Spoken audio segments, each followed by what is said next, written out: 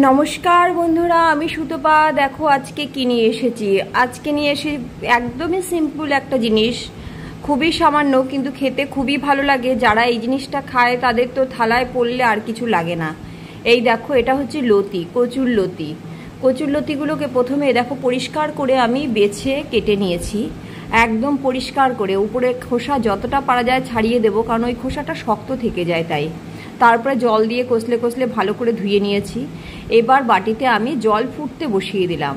ফুটতে দিয়ে এর মধ্যে দেবো শুধু একটু লবণ দিয়ে জলটা ফুটিয়ে উঠলে এবার ওর মধ্যে দিয়ে দিলাম লতিগুলো দিয়ে এবার লতিগুলো একটু ফুটবে, পুরো লতিটা দেবো, একটু ফুটবে। আর সেই ফাঁকে তোমরা প্লিজ চ্যানেলটাকে সাবস্ক্রাইব করে ভিডিওটাকে লাইক দিয়ে দাও। আর এই রেসিপিটা এতটাই সুস্বাদু হয়, এতটাই হালকা, একদমই কিচ্ছু লাগে না। সামান্য দুই একটা জিনিস দিয়ে পুরোটা হয়ে যায়।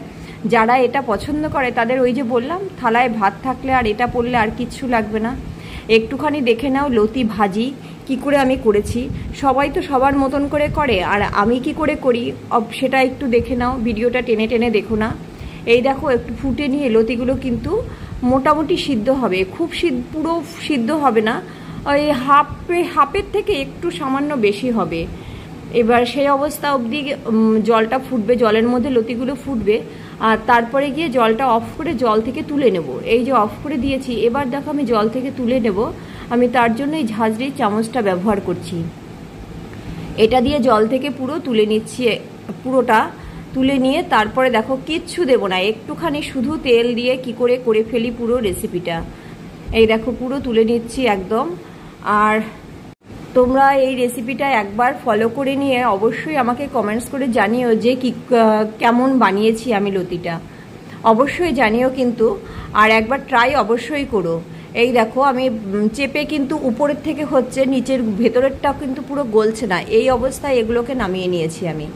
এই আর লাগবে ওই যে কটা কাঁচা লঙ্কাটা যার যার পরিমাণে ঝাল দেবে। আমি একটু বেশিই দিলাম, লতিটা একটু ঝাল বেশি হলে না ভালো লাগে।